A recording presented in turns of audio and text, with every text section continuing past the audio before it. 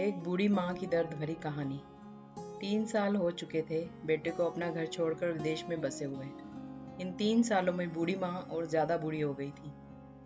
75 वर्ष की उम्र में सुलोचना देवी की याददाश्त काफी कमजोर होती जा रही थी। उन्हें रोजमर्रा की चीजें याद ना रहती, लेकिन जो उन्हें हमेशा याद रहता वह था उनका बेटा। दिन हो या रात, एक पल भी ऐसा ना होता जब उन्हें अपने बेटे की याद ना आती। दूसरी तरफ बेटा था जो साल भर में एक आध बार अपनी माँ को फोन कर लिया करता और 1-2 मिनट से ज्यादा बातें भी ना किया करता। फिर भी यह बूढ़ी माँ टकटकी लगाए अपने बेटे का इंतजार करती रहती। एक दिन बेटे का विदेश से फोन आया। हेलो हेलो, सुन रही हो ना माँ? अनिल बोल रहा हूँ, तुम्हारा बेटा। कैसी हो माँ? मैं ठीक हूँ बेटा। तुम बहू और मेरा पोता कैसा है? माँ ने पूछा। सब अच्छे हैं माँ। मैं अगले हफ्ते गांव आ रहा हूँ माँ, तुम्हें लेने। अब हम सब साथ में ही लंदन में रहेंगे माँ।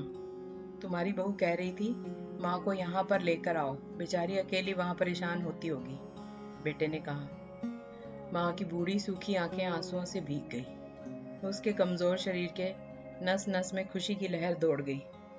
बेटे और बहू का अपने प्रति प्रेम देखकर माँ का मन खुशी से भर आया। बेटे ने आगे कहा, माँ तैयार रहना माँ।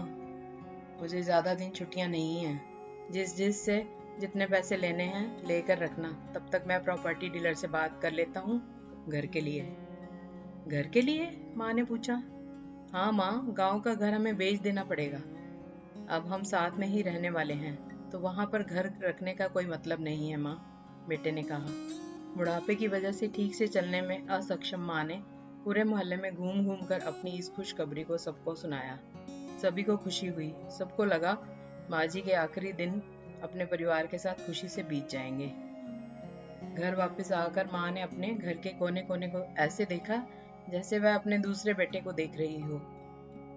देखे भी क्यों ना, उस घर को अपने बेटे से कम थोड़ी समझा था। अपने पति के साथ 40 साल यहीं तो बिताए थे, लेकिन अब मजबूर थी बुढ़ापे के आखिरी साल बेटे और बहू के साथ बिताना चाहती थी।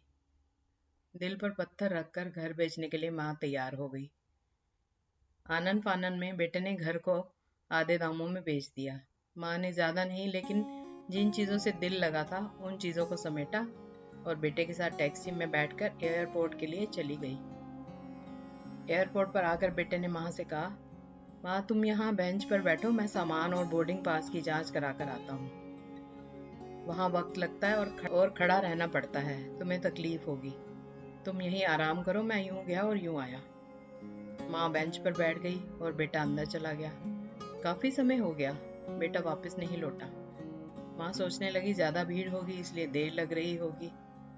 अंधेरा होने को आया, अब तो लोगों की चहलकदमी भी कम होने लगी। माँ को अब चिंता